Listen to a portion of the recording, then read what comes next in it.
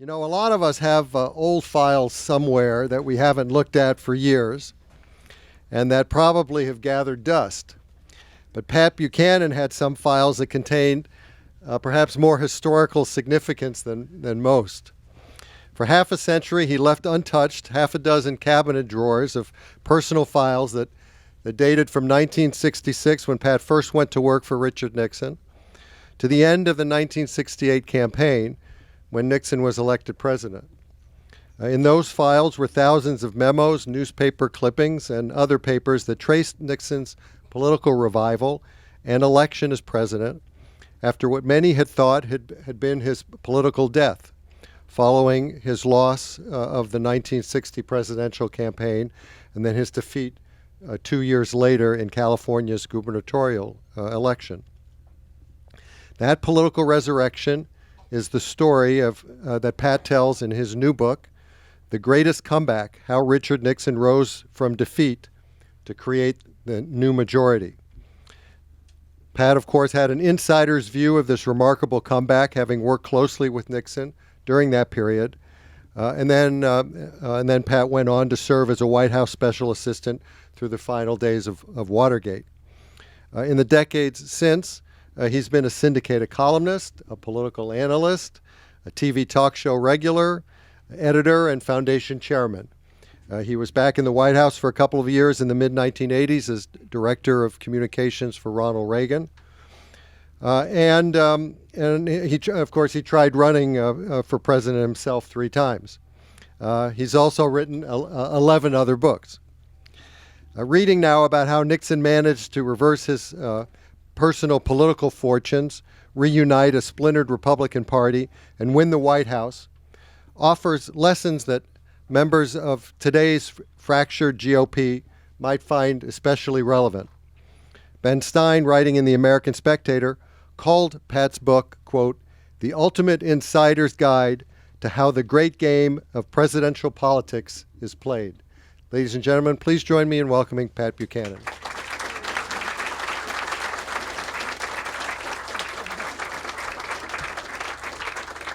Thank you very much, Brad. This is sort of a homecoming for me. I grew up in this neighborhood over on Utah Avenue. My friend George Mattingly's on Nebraska Avenue. He and I went to grammar school together, and I see some familiar faces here, many of them.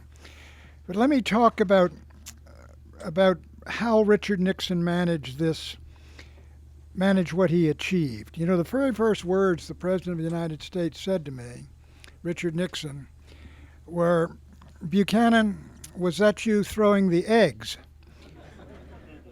What had happened was that Richard Nixon had been inaugurated up on Capitol Hill, and he was coming down Constitution Avenue in that period, and debris and rocks, even, and eggs had hit his limousine.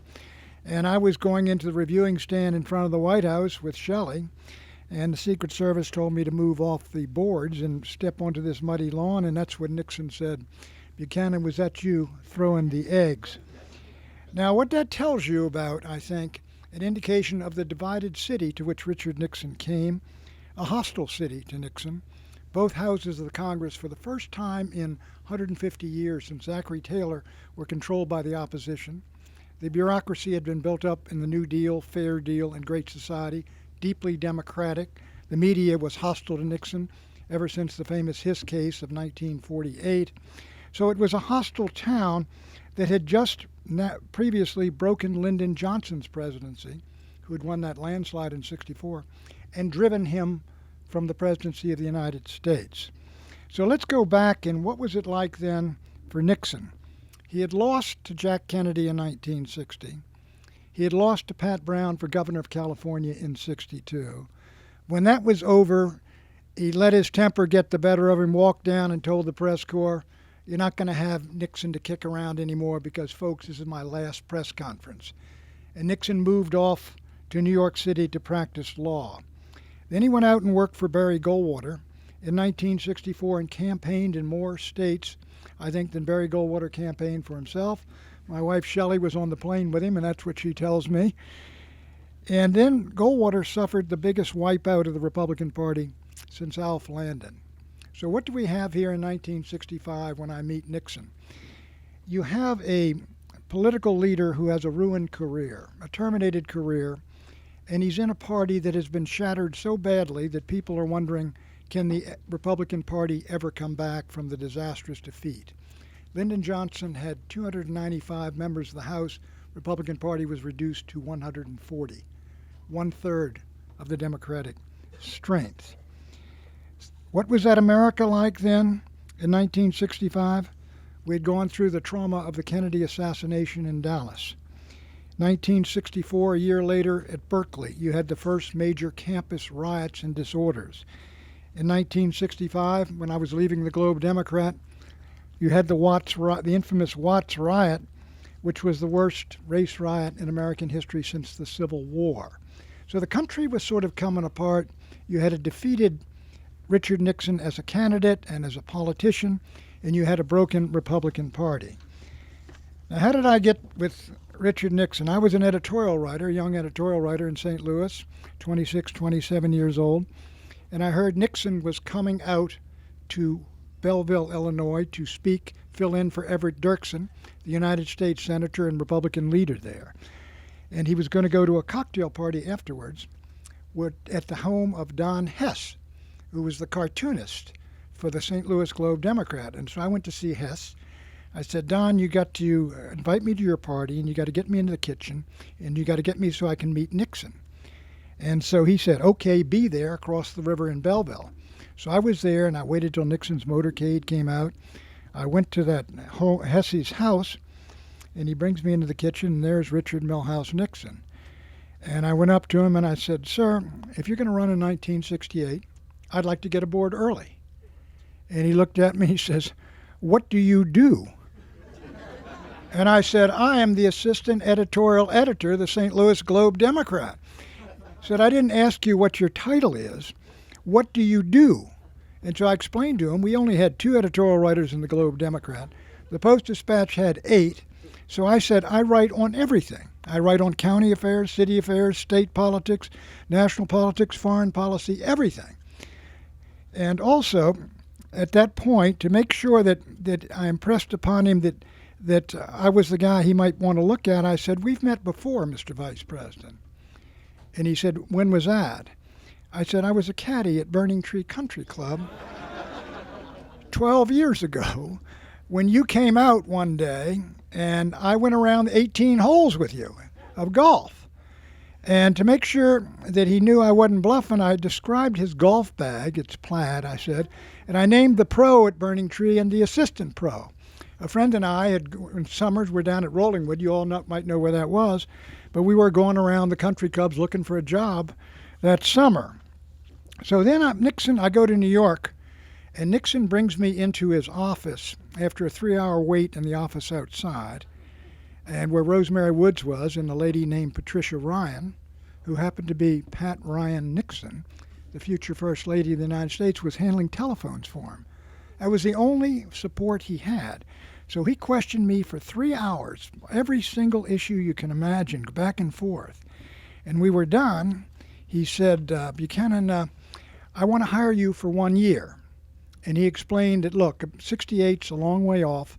If we don't rebuild this party in 1966, the Republican nomination is not going to be worth anything in 1968. And he made me a great offer, $12,000 for the first 6 months, $15,000 for the second. That was $13,500 for the year, which was 50% more than I was making. And so he said, what do you think? I said, I'll take it, but you better call my publisher because he doesn't know I'm here. So he called St. Louis, and sure enough, in January, I was with Richard Nixon.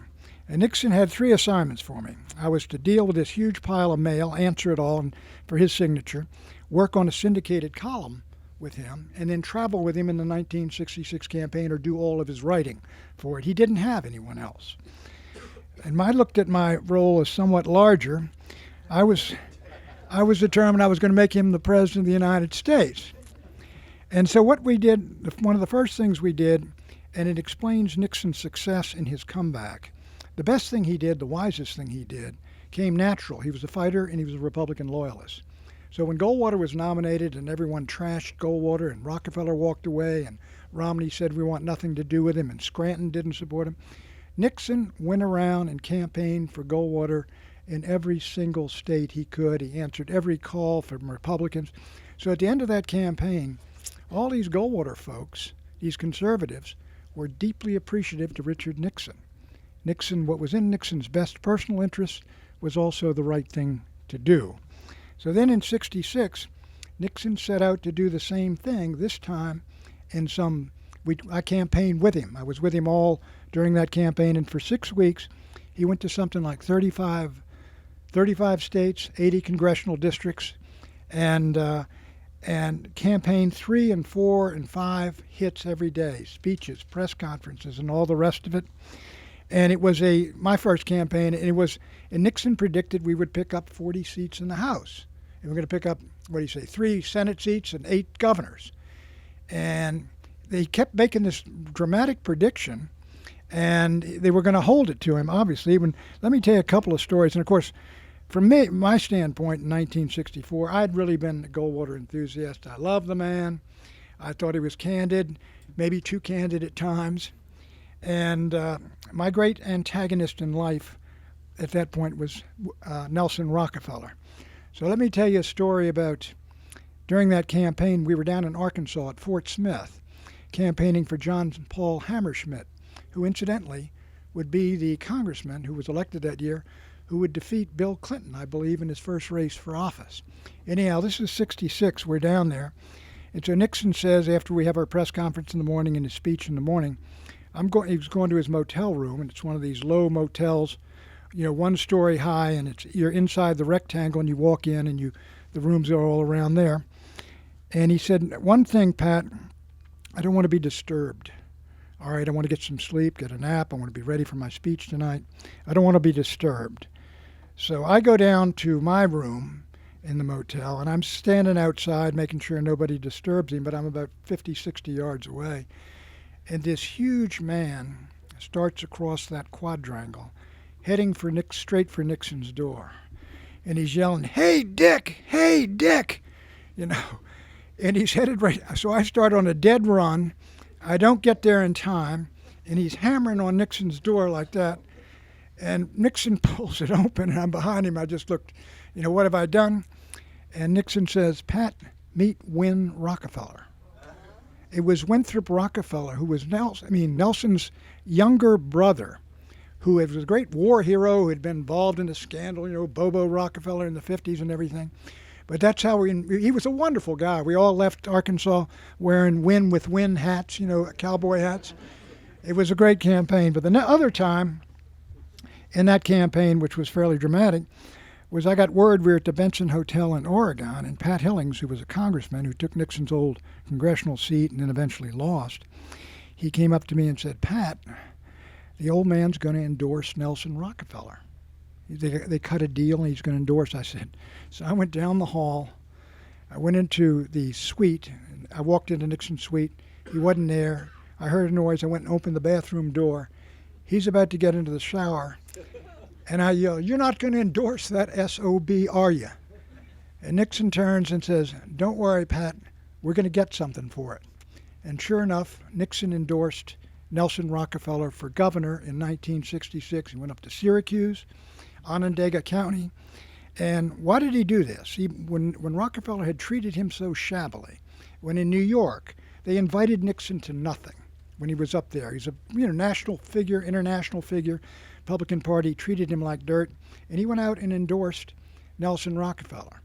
Well, some of the same reasons why he's out there working, because he is seeing in his vision, if we're going to put this party together, we've got to do away with my ego, we've got to do away with all the animosities and things.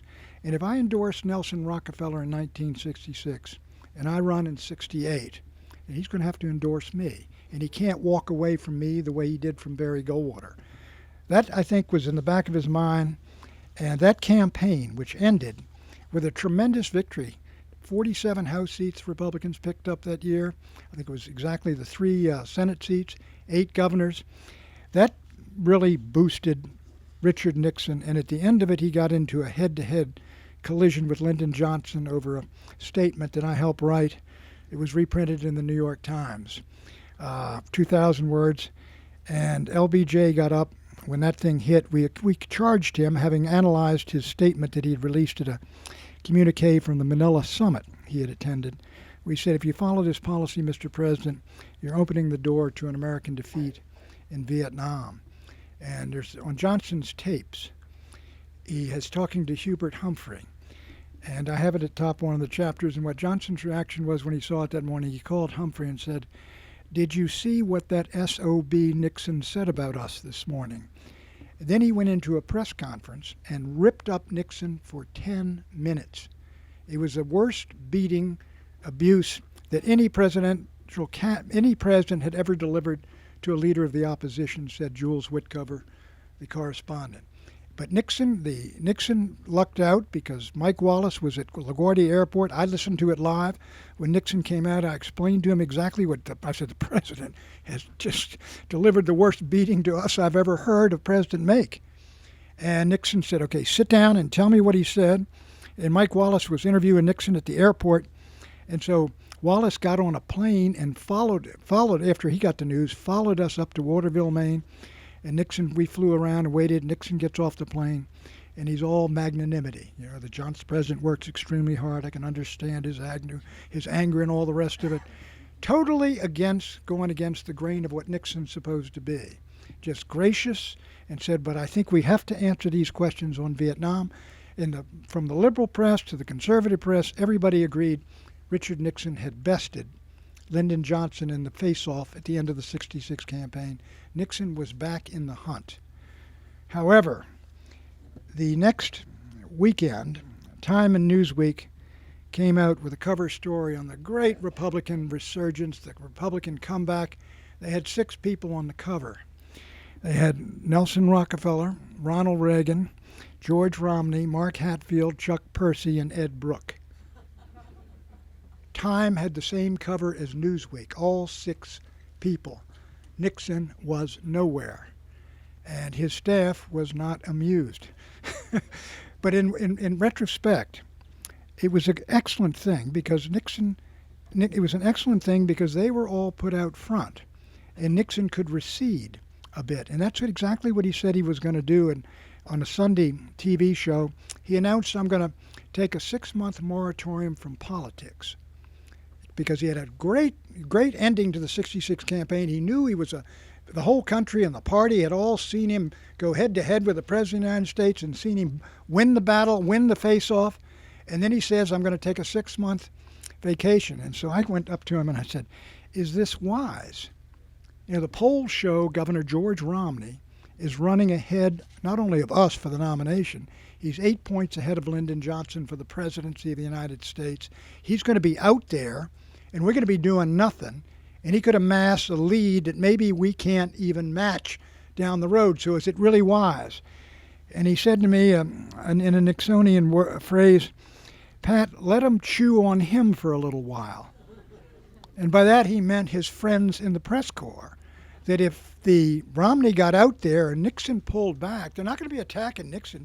Had a great ending to the campaign, and Romney's going to be out there. And Nixon, I think, assessed that Romney didn't really have it. But in any event, he said, let him go out there for the first 6 months. And that's exactly what Mr. Romney did. And then came July of 1967, the Detroit riots. They broke out Detroit and Newark. Detroit is in its mess today because of that riot in '67. And I was writing law and order speeches and law and order stuff for U.S. News and World Report and for Reader's Digest for Nixon. And Romney, however, as Nixon anticipated, had one of the worst rollouts I've ever seen before Obamacare, quite frankly.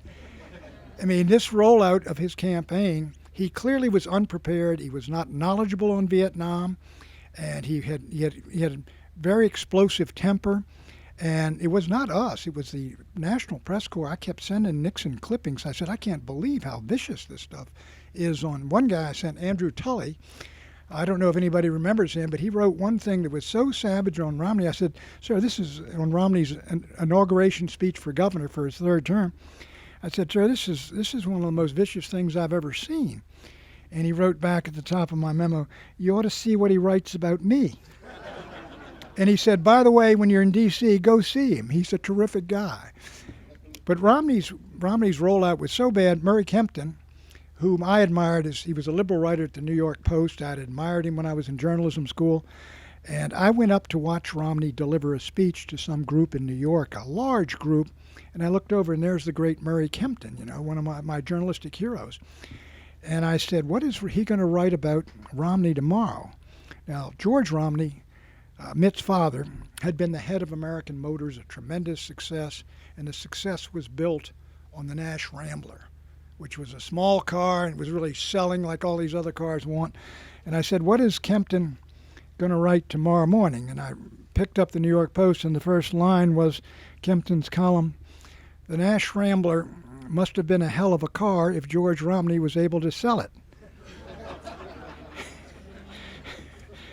So following that was when George Romney, in late August of 1967, early September, went on Lou Gordon's his new radio show, which was going national, and announced that he had been wrong all along about Vietnam. And that what had happened when he was in 1965, when he'd been over there, the generals and the diplomats had given him a brainwashing. And that was a couple days later, that hit the headlines in the New York Times. Romney says he's been brainwashed, which is not particularly good for a candidate. And Gene McCarthy, who had a very sharp wit, he was a very witty fellow, he said, in Romney's case, that there was no need for a full brainwashing, that a light rinse would have sufficed. So, but this is what's happening to our opponent. Well, Nixon, I was off in the Middle East traveling with Nixon. Nixon made 4 trips, 2 of them around the world to Latin America, burnishing his credentials as a great foreign policy scholar, doing a great job, but staying out of the news other than, Nixon arrives in Jakarta, Nixon in Romania and everything. And so that was where the Romney thing just began to go down. But the point was, Romney was basically the candidate of the Eastern liberal establishment, the Rockefeller wing of the Republican Party then. And he remained that. And he didn't drop out, despite the Detroit News, which was supportive, telling him to drop out in favor of Rockefeller. He kept going and headed for New Hampshire. And he went up there ahead of us. And again, I told Nixon in December, my friend Nick Timish, who was a columnist, came to see me. He said, look, Romney is a demon campaigner. That's the hardest working guy I've ever seen. He's going to 6 and 7 coffee klatches a day. Now, he could lock up that state before you guys get up there. So, of course, I went to Nixon again. I said, are we really wise not going up there? And he said, we're going to go with our game plan. Nixon did not even announce for the New Hampshire primary until 6 weeks before the primary. And we went up there in February 1st in a secret night flight to Logan, and then we drove him into Nashua, and I was in the car, about 4 or 5 of us there. We took him in and registered him in a motel under the name Benjamin Chapman. And so when we were registering him, we walked him down the aisle. He had a hat on, and so keep the head down. And these inebriated fellows headed toward us out of the bar, and he keeps looking at Nixon and looking at him as he gone by. Did not recognize him, I think. Thought he had. But anyhow, we got Nixon in there on February 1st, 6 weeks before the primary. Now, what happened that February 1st? As we were going to New Hampshire, my younger brother was in Vietnam. As we were going to New Hampshire, the Tet Offensive began the very first day, 1st of February. And it was a huge attacks all over the cities of South Vietnam. The enemy hit Hue. They took out 3,000 people and executed them. And they might have lost 50,000. It was a tremendous battle, one of the great battles of the military battles of the post-war era. And all this was going on, and we were in there only 4 weeks. We campaigned, and one of the things we did in the campaign was, because we'd read the books of 1960, Teddy White and all that Nixon had been tired and exhausted and angry and all the rest of it. We would take him in, campaign him hard for 2 or 3 days. He'd do all this, and we all get on a Lear jet, fly down to Key Biscayne for a couple of days while Romney is really plowing up there in New Hampshire. After 4 weeks, Romney, and we were 2 weeks out from the election, our secret polls had us, our private polls had us winning 5-1. Romney was about to be blown out by Nixon in the New Hampshire primary, so he quits the race, drops out, denies us the victory we had been working for so long a time. There was a little bit of bitterness on our part.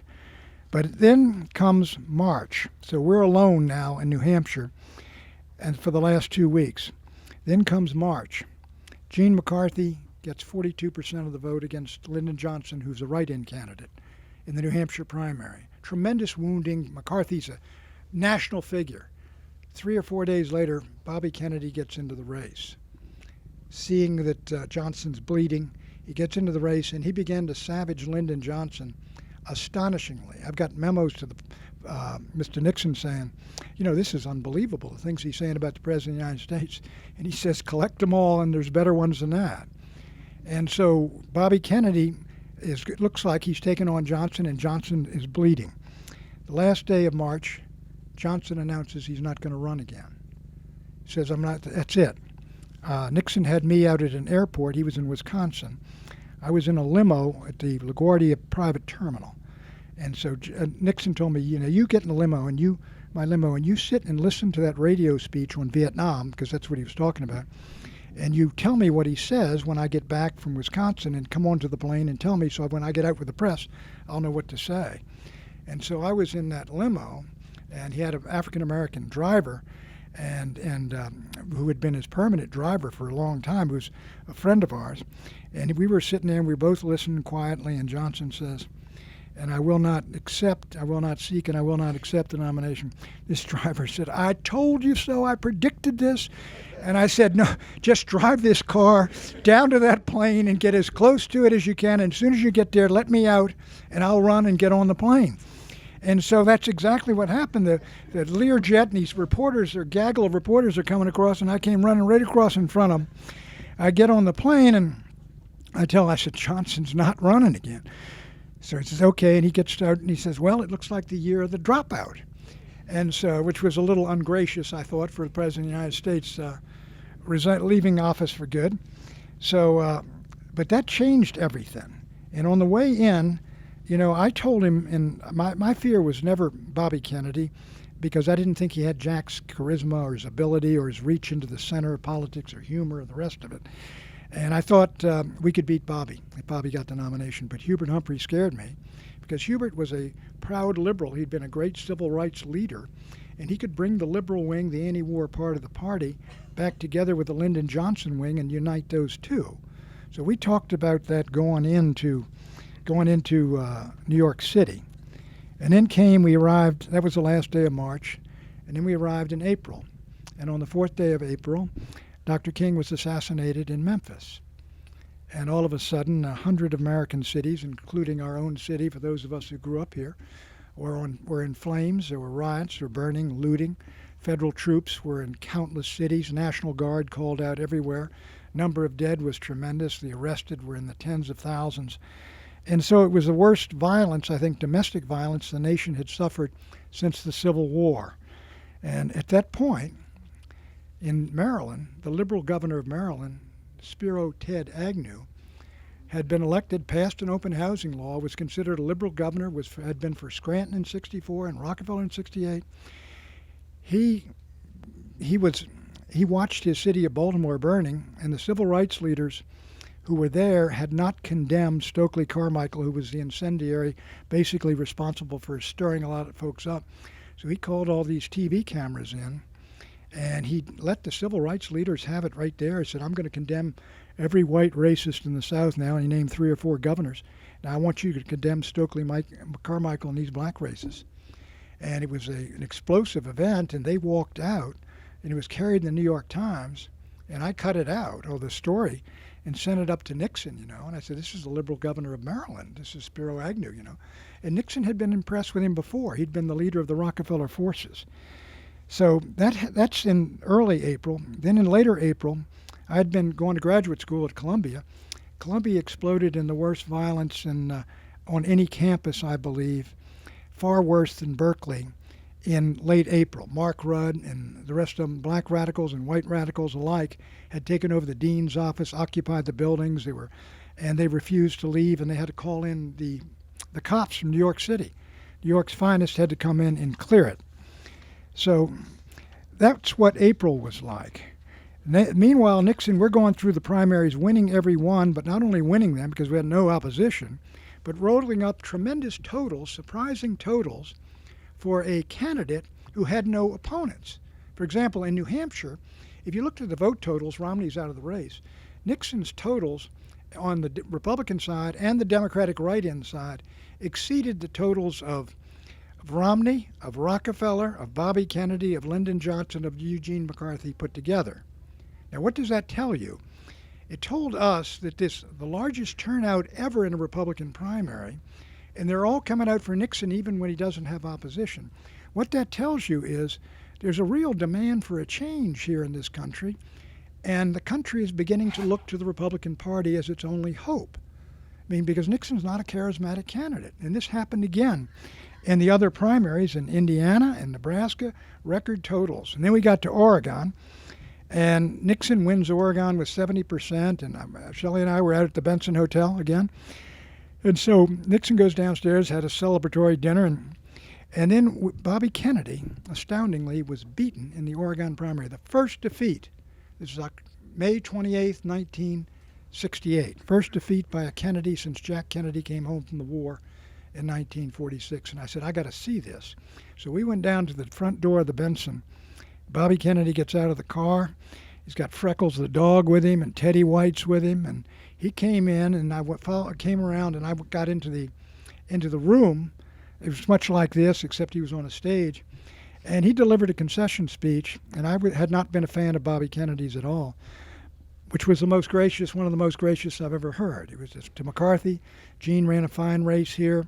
He won his victory. I want to congratulate Senator McCarthy, and we're going to have another race in California, and let's go to California. But just positive, uplifting, even though he'd been beaten, and even though California was undecided. So then it followed that a week later, I was in my apartment in New York when Jeff Bell, who's incidentally now running for the Senate from New Jersey on the Republican side, who was a young kid then, back from Vietnam, he called me at my apartment and said, Bobby Kennedy's been shot. And so I called up Nixon's office, and he was already up because Julie and David had been watching it. So he went to the funeral. It just was an appalling year in a lot of ways. And then Bobby Kennedy's been shot, and then we have a battle inside the Nixon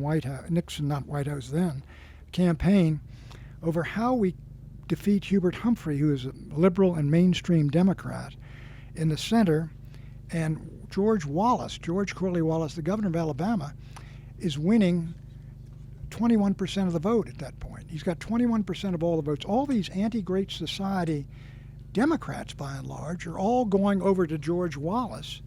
And so we have to get Wallace's votes if we can and get Humphrey's votes. And Humphrey's running 5 points ahead of us in every poll.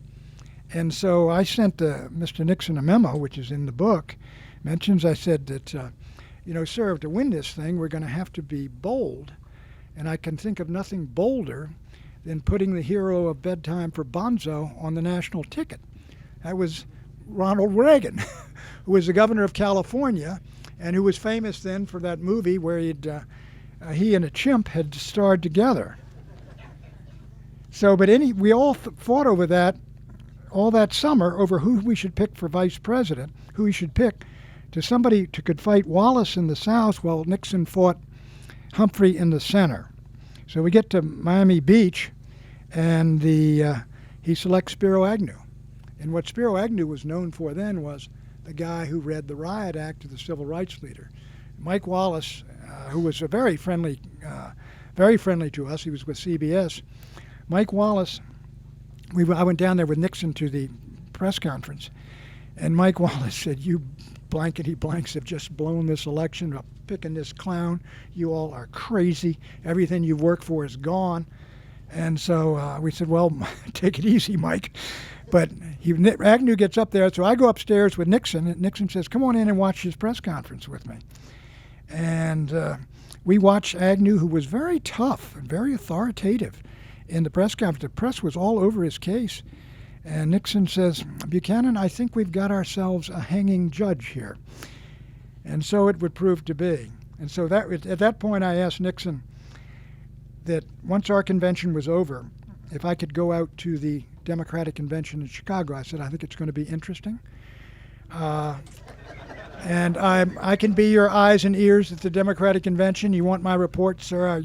I desperately wanted to go. I just wanted to be, because I said history's going to be made at this place. So I'm out, and they got me a reservation in a room on the 19th floor of what we called the Comrade Hilton Hotel on Michigan Avenue. And so I got appropriately. I was down in the Grant Park, and as I write in the book, I wear a coat and tie ever since I went to Gonzaga and Georgetown. That's my uniform. And as soon as I got to Grant Park, these kids are pointing over there, FBI, FBI, FBI, the parochial school uniform. So then we got gas one day, and we ran down Michigan Avenue, and we couldn't get into the hotels. And I finally got to my own and got in there and went down to wash my eyes out from the gas. And there was the great Tom Wicker, the correspondent for the New York Times. He'd been gassed too, so I felt a lot better about it then. And then, Nixon would call up, and Nixon called one night. It was about 1 o'clock in the morning, and he said, "What's going on there, Buchanan? What's going on up there? I'm watching television." I said, "You want to know what's going on, sir?" I opened the window and put the phone out, and you hear this comments about Daley and Johnson, all these obscenities coming up from the 19 stories. I said, "That's what's going on out here, sir." So it was remarkable. And then we went at the final event. I was by myself on the 19th floor. It's around 6 o'clock, I think it was Wednesday night. And into our suite, the empty suite where I was, walks Norman Mailer and Jose Torres, the light heavyweight champion of the world. I recognized him. "Hello, Norman. How are you?" I'd been down at the levitation of the Pentagon that did not succeed in '67, where he'd written his Armies of the Night and got his great award for that. And so we're talking and conservatism. And Norman liked to talk with conservatives and argue with them. And we heard the commotion, and we went to the window and looked down there, and you saw the cops coming up Balboa. I'll never forget it. Coming up Balboa and stop, and they let the mule train go by the hotel, and then people were jammed up, and people over in Grant Park, and this whole phalanx of cops just came and just went into Grant Park right below us and just wailed on these guys again and again. The kids had been abusing the cops and insulting the cops for days, and they just cut loose and beat them up, something fierce. And when I got back in the hotel, there were guys, bloody kids all over the place. But it was the Battle of Chicago, and my future friend Hunter Thompson was down there, and Hunter said, Hunter wrote later that Richard Nixon is president of the United States because of what happened at Michigan and Balboa that night. And it was historic. Nobody was killed, and I don't know how anybody was really hospitalized, but it was just a brawl and a fist and a fight. And the cops with the sticks, and these kids, basically many of them running, but it was a dramatic scene, I must tell you. So from there, let me just conclude, and maybe I've gone on too long here. After that, we had our plan. He came out of the convention. Wallace was at 21%, Hubert Humphrey was at 28%, and we were at 43, 15 points ahead. It looked like we could not lose this election. But then, and Humphrey had a terrible September. Everywhere he went, they were yelling, "Dump the hump, dump the hump," and they wouldn't let him speak. And it really was and he said himself, "This isn't First Amendment, this is fascism." And he was being denied his right to run the campaign he wanted. But then he went out finally, and he did what he believed, I think, was right. I don't think he was a hawk on Vietnam. He went out and gave a speech in Salt Lake City on the 30th of September, I believe, or the 1st of October, famous Salt Lake City speech. And he said, basically, if I'm elected, there will be a bombing halt, and we're going to end the war in Vietnam. In other words, we will end it very fast and get it done, get it off the table. And the whole anti-war movement came back and rejoined Humphrey. At the same time, George Wallace put Curtis LeMay on his ticket. And the first question LeMay got was, would you use nuclear weapons in Vietnam? Oh, he said, I'd use anything, sure. Nuclear weapons, people are paranoid about these things. He said, we tested nuclear weapons out in Bikini Atoll or something. He said, and now they're all the guava bushes and all this, they're all back. Said the sand crabs are a little hot, And if you see film of it, you can see George Wallace coming in from the sidelines at that statement, grabbing LeMay, grabbing the general and trying to get him out of there. But then, so Wallace starts sinking, and the labor unions come out and say Wallace is a rotten labor record in Alabama, and no union guy should vote for Wallace. And then you got the anti-war group. So this went on and on and on for 5 weeks. And as I mentioned, it was Humphrey 28, Nixon 43. And we got down to the night before, the Saturday before the elections. We're out in California at a hotel. My friend Sears calls me and said, we've lost Michigan. Michigan's gone. And we're 3 down in the Harris poll. Lou Harris's poll had it 43 Humphrey, 40 Nixon, Saturday before the election. So I went up to Nixon's suite and went in, and there was Nixon and Bebe Rebozo, and they're watching the Oregon Ducks play football.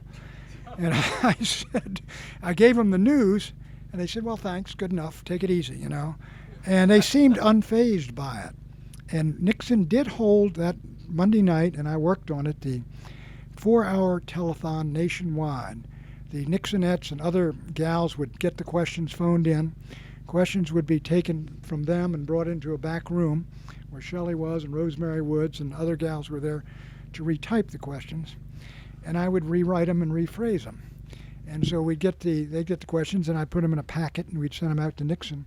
4 hours he did on that. He had only planned 2, and he did a second 2 hours. He thinks that won him the election. But we were almost, quite frankly, and if in the book, I think that Hubert Humphrey ran a magnificent fall campaign in October, one of the best in political history. And he almost put us into the history books with Tom Dewey, but not quite. Thank you very much.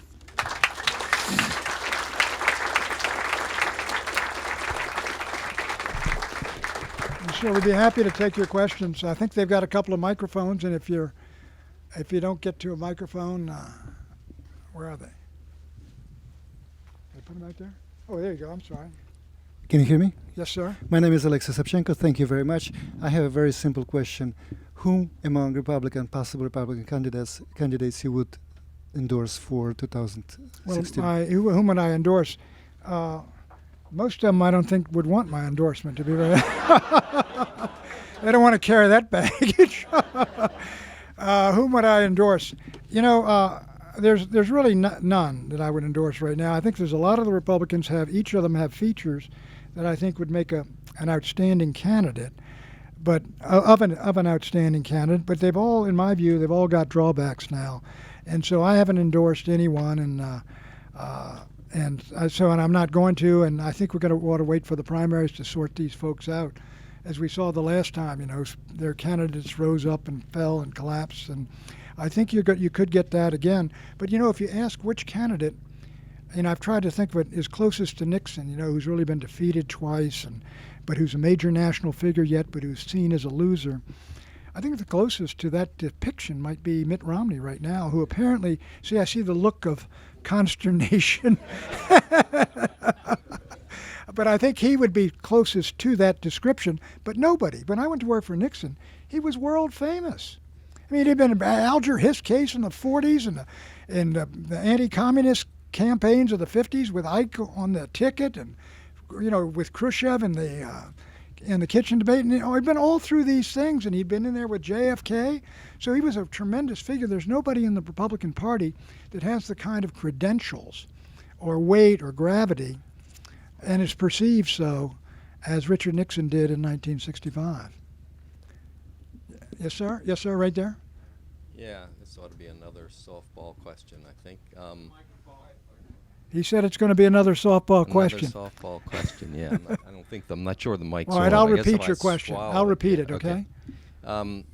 It's kind of a more general version of the one you just talked about, but what we might call the Nixonian strategy, both for kind of taking care of your own party as Right. well as campaign strategy against an opponent, say in a presidential election. All right, what did of we- that has relevance to today's situation? Well, some of it does. The gentleman wants to know what relevance does the Nixon comeback in the political strategy of 66, 67, 60, and 64 have today. One relevance it has is, look, the Republican Party, if it's not united, very probably is going to get beat. Nixon went out and he determined to, through patience and perseverance, he went out and endorsed Javits, he endorsed Rockefeller, he was with Goldwater. He campaigned for everyone except for members of the John Birch Society, quite frankly. And so he pulled the party together in 66, and he campaigned in 68 in a way that would make sure it stayed together. You had the favorite sons in various states. So Nixon said, okay, you can be favorite son basically on the first ballot, but at the end of the first ballot, you got to release your delegates. And Nixon agreed not to go into states, like we didn't go into California against Reagan. We could have beaten Reagan. Nixon was much stronger on a national level than Reagan. But we said, okay, put some of our guys in your delegations and your guys in your delegations. And so we cut these deals to make sure that when he won the nomination, nobody would have his nose out of joint as happened at the Cow Palace. Now, what is different? What is different today is not the Goldwater Tea Party and the establishment Republicans and regular Republicans is very similar. What is different is we could see down the road the great Nixon, one of the reasons Nixon was president, the great Democratic coalition of FDR was splitting apart. Here's you got George Wallace is carrying all the deep South states. You got Bobby Kennedy, Gene McCarthy, George McGovern out at the convention denouncing the Johnson-Humphrey people. And you got the Johnson-Humphrey Center. This mighty coalition that FDR put together in 1932, we could see the Northern Catholics, as we called them then, and the Southern Protestants eventually breaking off and enabling us to put together the new majority, which Nixon did in 72. Now, what I don't see today is it's hard for me to see the coalition. Let me give you one statistic. 18 states have gone Democratic in 6 straight elections, and D.C., and they include California, New York, Illinois, and Pennsylvania. 4 mega states. The 3 mega states Republicans used to have, Ohio, Florida, and Texas. Texas is still solid. Ohio and Florida are up for grabs. I think Barack Obama won them once or twice probably in some cases. So I think it's very hard to see a real future for the party, and you see the demography of the nation has changed. The number of people who are beneficiaries of social programs, it's up around 100 million, and you're talking about being the party that cuts government. You're going to be cutting what they depend on. Then we say we're going to cut taxes, and they say, well, we don't pay income taxes below a certain level. So it's a very tough uphill grind for the Republican Party on the long term. Okay? Yes, sir. Pat, 2 or 3 questions. Sure. Did you have a Is this snail? one of those White House briefings where you guys get about 5 questions? Did you? If we want to drop you a line, do you have a P.O. box in McLean? We can do the snail mail route. Do you have a P.O. box? Well, Buchanan.org, the website, will probably get it to me. Linda Muller is right there, and she runs the website. Did your brother get back from Vietnam safely? He did. He came back in 1969. Was 1968 the worst year in American history? Well, it was the worst year. When you say worst year in American history, I had uncles over during their World War II in places like Anzio, but domestically, in terms of American politics, it was probably the worst year of the 20th century. But I mean, look, we had a civil war. We got 620,000 Americans died, and so and you can't compare anything to that. But there's no doubt in my lifetime. And we're still living with the consequences of the revolutions of the 1960s. Can you say a word or two about Tom Braden and your experience with him on WRC radio? And for the average person today, what about the solution to balkanization? Well, Tom Braden was a good friend of mine. We used to do WRC radio over there in Nebraska Avenue, and out of that came a show called After Hours with Gordon Peterson, out of which came Crossfire on CNN. And which was the #1 rated show on cable. Of course, we didn't have any competition. #1 rated show on cable when CNN dominated everything. And I think it's been for better or worse, it's been a model for an awful lot of back and forth programs. So, yes, let's go over here, sir. I wanted to thank you for coming tonight. Okay, well, I'll repeat the question, so go ahead, I can hear it. Well, thank you for coming tonight, Mr. Buchanan. Mm-hmm. My question was, to what extent were you involved with some of the major foreign policy decisions of the Nixon administration, say the opening with China or the Pakistani Civil War? Well, the opening to China I initially opposed. I've got a and then after I opposed it, Nixon said, I'm going. I said, well, I'd like to go also. I think it's my turn. So, but really, it was a very bad time for me. I thought, well, I'll get into it in my next book, but I thought that I was a great admirer and supporter of Taiwan's. And I was very concerned that they had been ignored while we were in there in Beijing, toasting Mao Zedong, who was not one of my most admired people. So I think, but then mainly the foreign policy decisions, I think I had an influence over the fact when the president delivered that speech, the November 3rd Street, the most important speech I think he delivered in his presidency, where he called for the great silent majority to stand with him. He wrote it entirely himself, but I was pushing him. I said, our presidency is going to be broken just like Lyndon Johnson's unless you rally the American people. It's also those 500,000 people in the streets who are going to decide which way this country goes. And I think he made the decision partly based on that. And so that, and I worked with him on the speech of the Cambodian invasion, which unfortunately 4 days later we had Kent State. So. Thank you. Yes, sir. Mm-hmm. Thank you. Yes, sir. On our earlier Cold War with the Soviet Union, and I ask this question because there's so many different views about it, how will history record, or what was Nixon's view or your view on what were the principal drivers that ended our Cold War with the Soviet Union?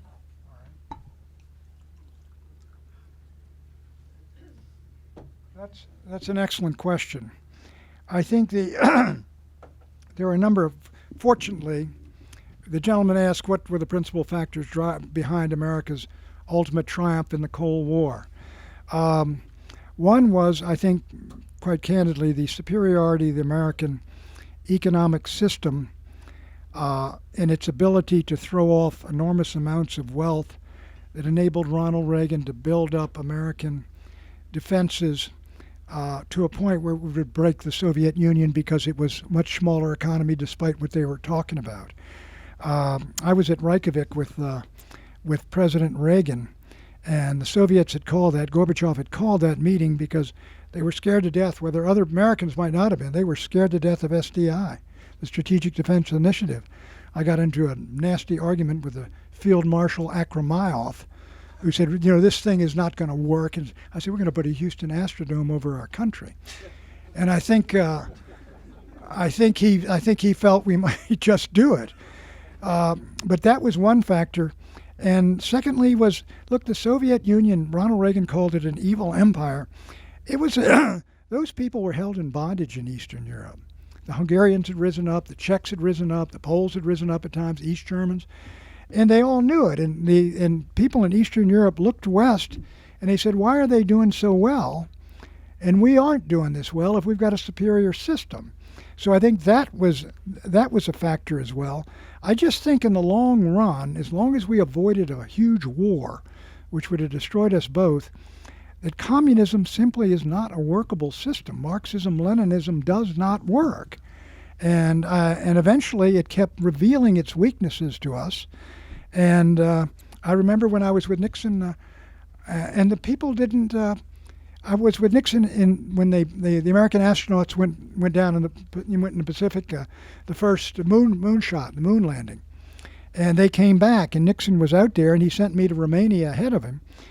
And I was by myself. He was going to come into Romania, and he did, and the place was just cheering the President of the United States. This was a Russia-Soviet satellite under Ceausescu. But I remember going into a restaurant at the Athénée Palace by myself, and I was sitting there, and I ordered a beer. And so this young kid comes over, and he said, I'm going to get you East German beer, the best beer we got. He brings it out, and he looks around, and he says, Apollo. These guys were tremendously moved by that. And so I think those were the reasons. It was just fundamentally an unworkable system. And And I think Reagan's leadership was tremendously important. I think George Bush H.W. Bush did a wonderful job at the end of that Cold War. I would just add, I was with George McGovern in the year 2000 with Gorbachev, and he gave a remarkably similar answer to the essence of yours. Well, Gorbachev was a wise man. Let me tell you a story about Gorbachev. When I was at Reykjavik, and Tony Dolan was going to write the speech, but I was head of speechwriters, and so we got the speech done based on we'd had a successful summit. We had it written up, so I went to Hofty House, and we were up in the top room, and in the second floor, and we had a common room where I got in the argument with Akramayov. The Soviets had this room down there, and we had the room on the left, and so they were coming down for the final meeting. Nixon held up the meeting. And Nixon, what am I talking about? Reagan had held up the meeting because he thought they could get a deal. They didn't have one. So all of Gorbachev and Reagan came out and went downstairs with Schultz and what's his name, the foreign minister who just died, Shevardnadze. They went down into the small room downstairs, and before they could get, I stood at the door of the common room because I wanted to see every one of them. It was a very long, narrow little, path. It's like on a motel, second story of a motel. And so the Soviets all came, and I was just about, I was far closer than I am to you. They were walking by slowly, and they one after another, and I was just looking at them. And Gorbachev came by, and he's not a tall man. And I looked down at him, and you know what I said to myself? That's Al Capone. I swear, that's what went through my mind. So, that was such a great event. Well, I don't want to go into all the stories. Reagan conducted himself so beautifully there, just beautifully. You'd have been proud of him. Okay. Mr. Buchanan, I'm not sure what your view was on American Stasi. Our American citizens' civil liberties are under assault. We're being spied upon, and it almost feels like I don't want to tweet. I don't want to be on the internet. I don't want to surf, and it's not to be paranoid or anything, but it's, as they would say, it's none of their goddamn business. What is your view on that? I think there are a lot of Americans agree with you, and I share a lot of your sentiments in this sense that, what we had, during the Cold War, during the terrible times when Khrushchev and these people got these nuclear weapons.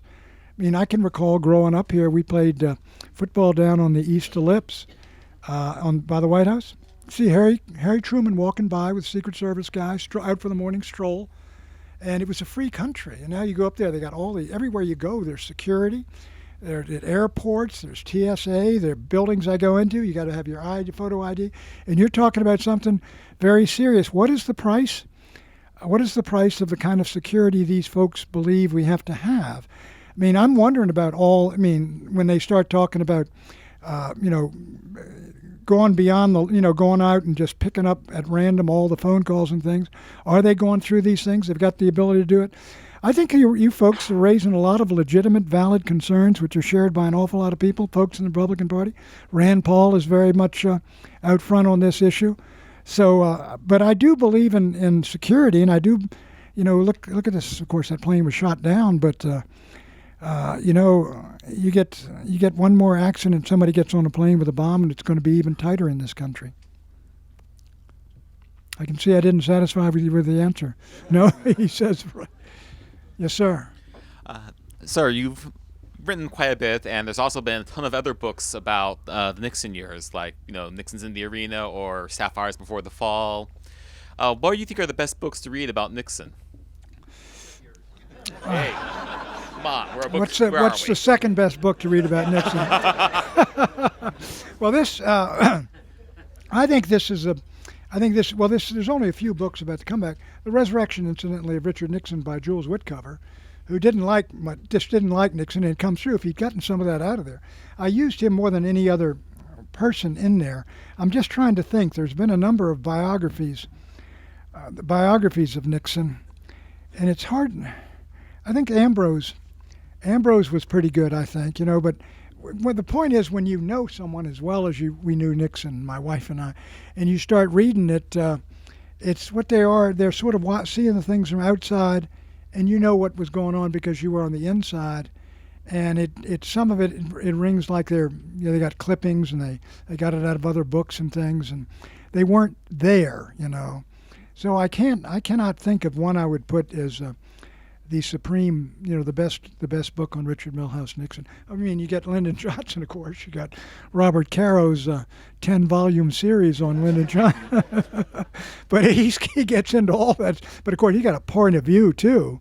But he's a very gifted writer, and that's basically it's somebody who can write well and tell stories and anecdotes in a book. Even if he does not get some facts, may not be as correct as some of the others, they tend to be more readable when you get into them. Let me tell you the book on, I should mention, I think maybe I saw it here. I grew up and my father, my late father said, when he died, I said in his eulogy that he never used bad language of any kind, except when he was talking about FDR and Truman and he had a papal dispensation. But we were down on Truman, but I read this McCulloch biography of Truman, and honestly, you come away with some real admiration for Harry Truman that you never had before, and a really gifted writer who can tell a story about somebody. They can change your view, and to me, that's the kind of books I'm most interested in, rather than the recitation of what they did and didn't do. Yes, sir. Good evening, Mr. Buchanan.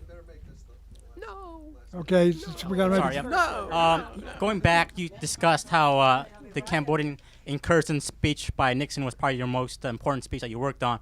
As a son of Cambodian immigrants, my father fought for the Khmer Republic, fought for Lon Nol. Lon Nol? Yes, sir. And is it true that you knew about the bombings before Henry Kissinger? And number two, if Nixon was not forced to resign, do you think he would have prevented Pol Pot from attaining power in 1975? Thank you. Good questions. I knew about the Cambodian bombing. I went into Nixon. The speech on Cambodia was a speech that was secret.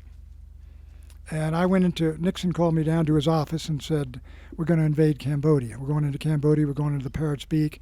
We're going into all 8 of these sanctuaries for the Viet Cong and the North Vietnamese.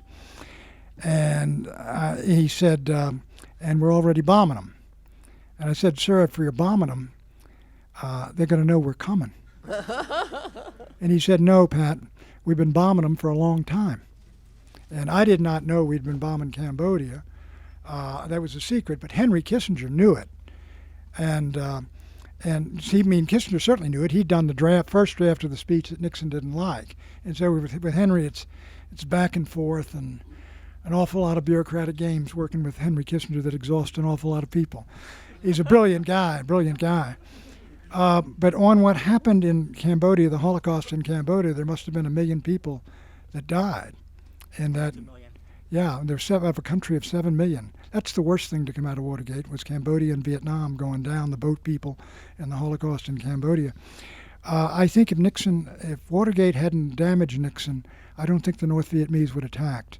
For this reason, Nixon had mined the harbor at Haiphong. He had bombed Hanoi. I remember talking to him at Christmas 72, going through the line, and I said, Mr. President, I know you're catching hell for this, but I'm very proud of you for what the B-52s are doing over Hanoi to end this war. And I think that like Eisenhower, I don't think Khrushchev would have challenged Eisenhower the way he did Kennedy, whom he judged to be weak, mistakenly. And I think the North Vietnamese would not have made their move in 1975 if Nixon hadn't gone out of the White House in 74 and Congress had not tied the hands of the government of the United States in coming to the aid of the South Vietnamese and the Cambodians the way we had promised we would. Thank you. Thank you, sir, and welcome to the USA. Okay. Okay, I guess that's, we got one more over here? All right, thank you. This is a more personal question about Nixon. Again, you were there, you knew him very, very well. Say something about the intellectual dimensions of the man. What did he like to read? Did he go to theater? What kind of films did he see? We have sort of headlines about Nixon, but I don't have a sense of what he was really like, at least intellectually. All right. He didn't usually pay attention to novels. Capable of Honor, which was a novel by the same fellow that wrote Advise and Consent, Drury. He loved that because it tore the press to pieces. He required all of us to read this, and it was a very enjoyable novel. As I said, it was not subtle, but he loved that. And but what he liked, let me tell you what you do. I'd go into his office, and this is when I was just Rosemary Woods and Pat Buchanan and Mrs. Nixon, and he called me in there, and he told me once, if I had to practice law the rest of my life, I'd be mentally dead in 2 years and physically in 4. And he wanted to know about issues. What about Vietnam? What do the conservatives think? What's the conservative movement all about? What about this? And one thing he was, in the capacities he had, I have one in the book, I forget who it was, a writer for the New Republic. And I said, the guy's a gifted writer, sir, but he's far on the left. And he wrote back, said, I don't care if he's on the left or not. A lot of these folks that are on the left, you bring them in and you can bring them aboard. He was intellectually curious to the end of his life. I remember once when, you've heard this, everybody's heard about the battle with the neoconservatives. And in the 1980s, at one point, he called me from Saddle River and he says, okay, what is this battle that you guys are having with the neoconservatives? Who are they? What do they represent? What are the areas of disagreement? He was intellectually curious his whole life. He loved to read. He was open to ideas and people who were on the other side. Consider, he brought in Pat Moynihan, Kennedy's guy, in domestic policy. Kissinger is Rockefeller's man. He brings him and assigns him to the foreign policy. John Connally was LBJ's man, LBJ's protege, brings him into the Treasury. He was not afraid at all of being with big people. He wanted people as smart or smarter than he was. But one thing he had was he was not ideological the way we were younger. I was very much, solid conservative, social conservative. And I recall at a meeting we had, I saw a Catholic conservative, Goldwater-Wright. You had Bob Ellsworth, who was a liberal Republican Wednesday clubber from ex-congressman. You had Ray Price, Republican establishment, editorial writer, New York Herald Tribune. And you had Len Garment, Jewish intellectual, liberal, and very passionate about civil rights. And he had us all lined up there, and he's talking issues, and he's watching the reaction of each of us. Because we were like antenna. If the radar goes off here, these fellows are going to have a problem with this issue. And so he built, I worked with Reagan, but I think in terms of intellectual, Reagan was committed and dedicated philosophically and deeply grounded. And Nixon was more of an eclectic. He would pick ideas and thoughts from conservatives. At one point, when you mentioned the Cambodian speech, he got me to write it because he'd had enough. He'd been trying to get a peace deal with the North Vietnamese, and they were stiff at him, So we're going to have to do something. Let's get the hardliner in here to work on it with me, And then Buchanan, you're out. We had a bad campaign in '70. Let's bring in the blue sky guys, And it was all constantly back and forth inside that White House. There's the arguments and disagreements over which way to go, how to build the new coalition, and it was a real place of intellectual ferment, Yeah, it wasn't all break-ins and stuff. One more, okay. Ilya Levin, Mr. Buchanan. Earlier, you mentioned President Reagan's role in ending the Cold War. Mm-hmm. Some say that we are facing the start of the new Cold War now, following the developments in Ukraine. Right. If you were to advise the current administration, what would you tell them how to proceed? Well, first, I don't believe we're facing a new Cold War for the simple reason that there's no ideology involved. The Soviet Union had communist, Marxist, Leninist ideology in addition to Russian, imperialism combined. And I don't see that. The ideology to me is dead. So I don't see that kind of Cold War. I think Putin is in a tradition of he's a great power chauvinist and he's a nationalist and he wants to be respected, taken seriously, treated as an equal power by the United States. He's going to take care of the Russians in the near abroad. And I don't see the menace that others see in Putin. I mean, what's going on is a tough business in eastern Ukraine, but I understand Crimea perfectly from his standpoint. It was a coup d'etat that overthrew his friend in Kiev, and he was going to lose all of Ukraine, including the Crimean Peninsula and his naval base down there at Sevastopol. You know, they've had that since Catherine the Great. And so I think he grabbed that. I think it was an opportunistic thing, and I think he's been very defensive on this. If he really wanted to rebuild the Russian Empire, he would have grabbed Luhansk and Donetsk, I think, and just seized them a long time ago. But he didn't. He had his army there, and he moved them back and forth. So I think he's much more calculating, and this is much more sort of a chess game than something like Mao in his prime. You know, we're going to communize the whole world, and we don't care if we lose 300 million people and the rest of it. I just don't see him as that, you know, a great menace to the United States or to Western civilization. He's a problem. And I think statesmanship, I think Nixon could have dealt with him. You see, I see dissent written all over your face. Okay, well, thank you very much. I guess we're going to...